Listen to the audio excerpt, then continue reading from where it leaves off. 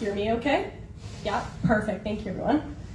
My name's Jackson. I'm going to be the MC tonight. A little bit about me is I'm a graduate student in the Department of Geography at the University of British Columbia, and my master's thesis is on the Vancouver's housing affordability crisis, specifically focusing on the major transit-oriented development, or some would call displacement, of the Broadway Plan. And I also do research in Vancouver's planning and development history, so very much relevant to the conversations that we have here at LocalFocus.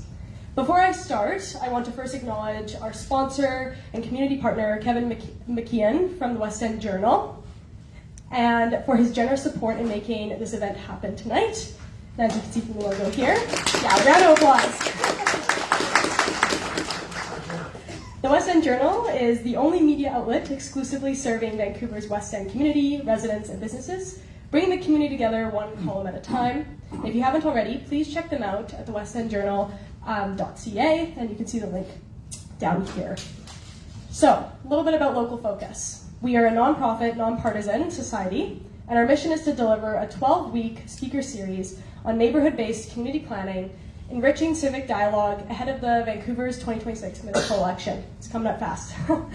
Vancouver's legacy of neighborhood planning, emphasizing livability, collaboration, social cohesion, and context-sensitive design, has been overshadowed by citywide growth strategies, prioritizing scale and financial yield over local needs and character. This series will attempt to recenter public understanding of neighborhood planning's potentially important role in addressing key challenges, crucially supporting housing affordability without compromising livability, balancing growth with infrastructure services and social capacity, and enhancing local democratic participation. By sparking informed, inclusive conversations, we aim to empower residents to advocate for equitable, resilient neighborhoods that honor Vancouver's historical planning strengths and build a more equitable and democratic urban future. As neighborhood planning is all about community dialogue, we welcome and encourage respectful participation.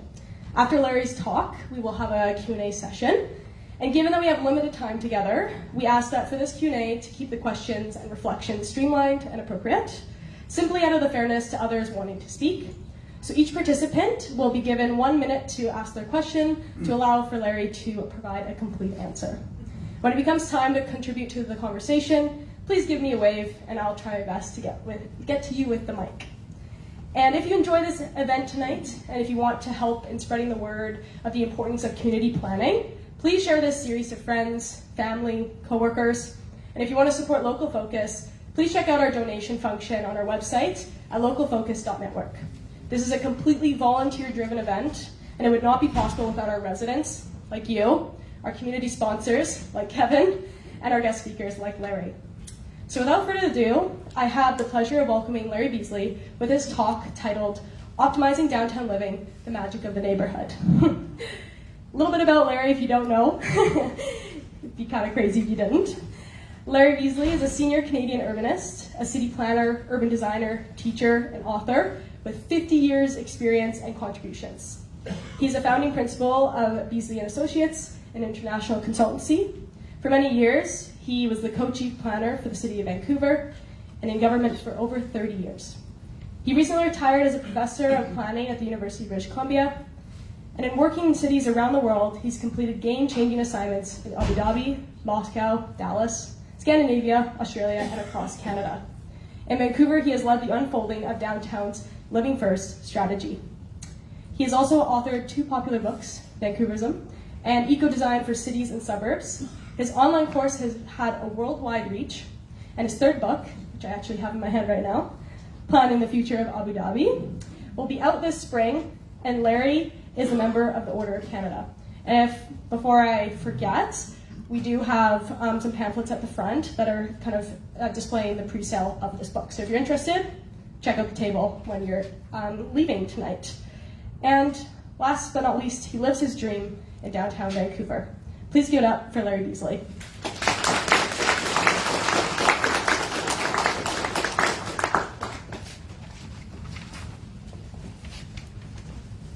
Well, thank you, Jackson.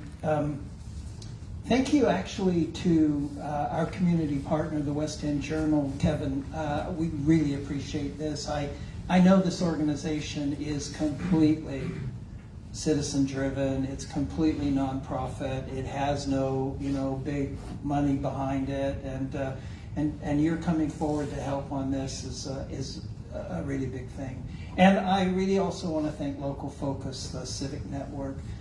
I've said for a number of years that we need an organization that can start talking with our citizens about being citizens and taking back the control of our government for the things that our citizens want. And I really like the way that LocalFocus, non-political, not one political party, is coming together and helping to energize people. And that's what I hope that I can do tonight. You've heard the name of my presentation.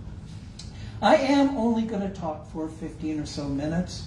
The rest of the time, I want us to talk. And I don't want a Q&A. I want us to talk. I want us to have a discussion. And I want this discussion, you're West End downtown residents, I'm a West End downtown resident. I want this discussion to be about our community, because that's what this is all about. My fundamental principle that I'm advocating everywhere that anyone will listen is, more than ever before, it is time for we, the citizens of this city, who have enjoyed the thrill of this city, to take control of this city and to make it what we need to make it, not to be hit constantly by things that other people are doing for their interest, and not being included in the political dialogue the way that has happened in the last few years. So I want this to be a discussion. You may not realize it, but you all are in the vanguard of a very long-term transition. I was a part of the group in the city that helped to engender that in our city for changing the way we live in cities, living at higher density, living closer together, living more to help one another, to support one another, and living in much more harmony with our natural environment. And we're trying to figure out how to do this all over the world. This is not just here. I will say that Vancouver has taken a leadership role, and we were ahead of the trend of saying, okay, for sustainability, we do need to intensify and densify. Maybe it's because we don't have as much land as other places, but put that aside. Regardless of the reason, we were ahead of the trend, and we in government at the time did set, I think, the basic bureaucratic pieces in place. We did the plan, we did the zoning, we managed those buildings as they came along, and filled out and started this community that is here now, and that's tens of thousands of people. But I've noticed in more recent years, not putting one, not pointing my finger at any one government or any one official, but over the previous few years, I think government has become very complacent. They've become complacent about the issues that we were trying to work on and trying to challenge when we were putting together our Living First strategy of intensive living downtown. And I think they were a bit riding on the early success of this. But what I don't think people realized is this is still an experiment. We are still working on how to make this happen, what we need to fix, so we get something good going on and we're all enjoying it, and then something happens. And we have to say, okay, how do we fix that? Because we're all going to be living this way for the foreseeable future.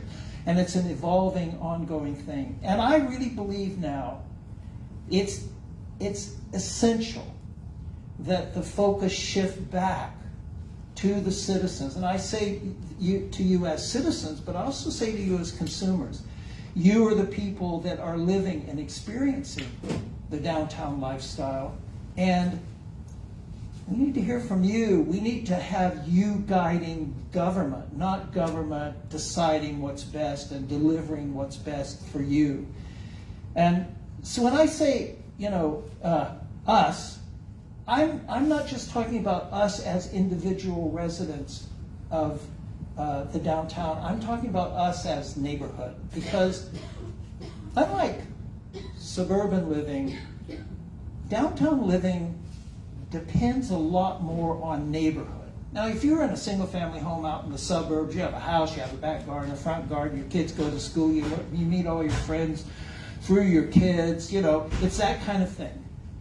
We live in smaller spaces. We live closer together. We depend on our neighborhood for so much in terms of community provision, safety, amenity, a pleasant experience, and in terms of supportive friends and community relationships that help to give us a good, positive social life, in terms of moderating these problems when they emerge that one person just can't deal with. And we've all had that experience of feeling alone in trying to deal with those problems. And in a sense, there's a kind of a social contract that we know has to be put together for downtown living, maybe more than suburban living, and that is a contract between the government, the local government, and developers too, the people who deliver these commodities, service, these communities to us, build them, and residents. But in that, residents, have to be active, and more importantly, residents have to be equal partners in that. And I think that's what's getting lost. And the whole purpose of everything that I'm going to talk about is based on that concern that I have. Now, I could give you a lot of theories of community planning and all the things that back up my statements, and maybe some of the other speakers in this series who are truly academic. I'm not. I'm a pretend academic from time to time. I could give you the theories. But, I'm not going to do so because I don't think that's why you're here. I don't think that's why you came this evening. I don't think you want to hear. It's sort of like a dentist telling you about teeth science when you've got a toothache. You don't want to hear teeth science. You want to hear how to fix the toothache. And so I'm going to really try to take your perspective in this. So what does it mean for you as downtown dwellers? What do you need to do in your part of this partnership? I could start by the commonly said things, well, geez, join your community, join a community organization, enter neighborhood affairs, enjoy the fruits through the neighborhood groups that are all there. And there are lots of opportunities, but you're thinking to yourself, that's very naive. I'm a busy person. I've got a busy life. And, I just don't have time to casually, do that. But we do get interested, and I hope maybe inspired, when we do start to see problems in our neighborhood and gaps in our services, and when they start to affect the quality of our lives and diminishing or limiting the day-to-day living and the comfort and the convenience of our day-to-day living, and then that frustration can engender action. And that's what I want you to look into yourselves, each and every one of you, as we are moving forward in our city, particularly those of us who live at high density, and realizing that you have those frustrations, and knowing that we've all seemed to say, we speak but no one listens, but tapping that as an inspiration that can engender action. It is true that the first one thing you can do is join a local organization. And there are great local organizations downtown and in the West End. It is true, this is not a political group, but you can find a party that seems to be reflecting your local interests. And I commend you that every citizen needs to evaluate the party's platforms to find that party that is closest to what you want. But then we often find that those organizations already have their agenda. They're not covering these issues. A gentleman that I had some talk with over the emails recently is working on a development project that he's concerned about in his community. There's an organization that deals with that. And so maybe we have to go back from scratch. And maybe this is where we are as a city, as a community of people, that we have to go back to the basics of what community engagement is and what our role is in community engagement. And so, in very summary terms, and maybe more as a ginger to the conversation we're going to have, I want to identify 6 aspects or 6 dimensions of your involvement in your community, your role in citizen and public participation. 6 items. The first, become just activated. Figure out in this neighborhood, where are the energy points that I could go and do something. Make that decision, that just the way you make a decision, okay, I am going to vacuum my living room tomorrow at 3 o'clock. Make that decision about your involvement in the community. And I have said for years that if everyone in this room and everyone in this community spent only 15 minutes a day on this, and you spend more time vacuuming the living room, or at least I do, even that's all there is, our political world would change, and this city would change to be in your image rather than in the image of someone else. So become activated. And if you leave this room with no more than a personal commitment that I am going to do something in the next month, something, then you can figure out what to do. The second theme for me is find kindred spirits. If you do nothing else and leave this room with the name and address of a few people who you've heard in the conversation that you enjoy what they were saying, and nothing more than to give them a call on next Tuesday or Wednesday and invite them for coffee along with 2 or 3 other chums, and then if the 3 or 4 of you decide to invite a few more people to talk about an issue you know you're all concerned about, and that builds a group of people with kindred spirit, then I will have served my purpose here tonight. We all know the words, "No one listens to me." I was number 74 on a public hearing, and they didn't change a word in what they did. No one listens. Well, I can tell you this, because being in government for 30 years, when you're in a crowd with a message that is consistent, government listens. Local government listens. And when that crowd doesn't just go away once we've lost the battle of the moment, but is there because it's a larger theme of the quality and livability of my neighborhood, politicians start to listen. The third is to formulate a reasonable plan of action.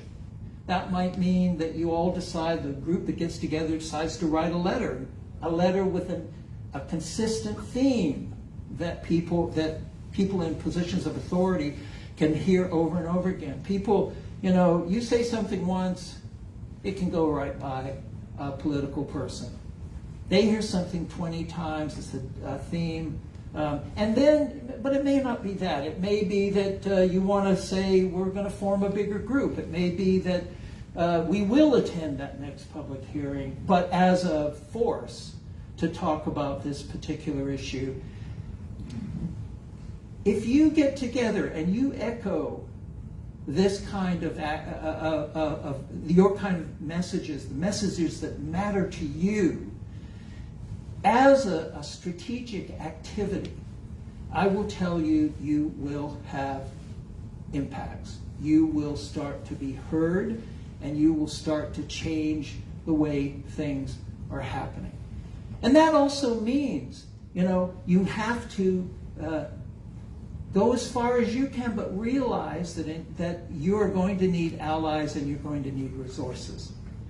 I can tell you as a volunteer, you can get tired very easily if it's just you or a few of your people trying to do something for a whole community. So you need allies. And secondly, some of this is mysterious. I can tell you there are parts of the bureaucracy after being in 30 years, I still find them mysterious. And they can be mysterious. But I learned two things that has always helped me as a community planner working with citizens.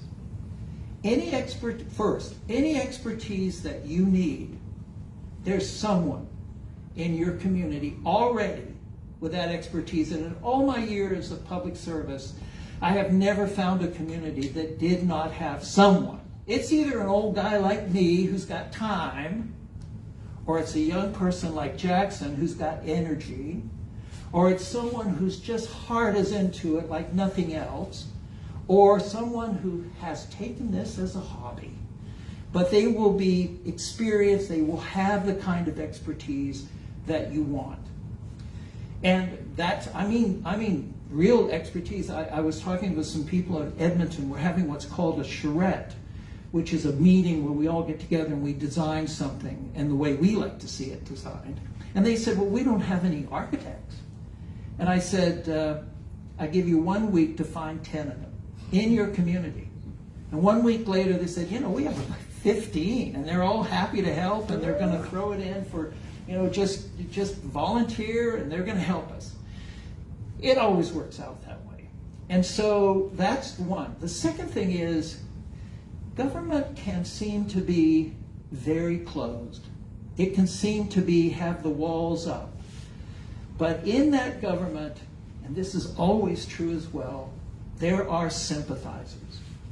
There are people who do have the same worries that you have. May not be in the majority in the government at the moment.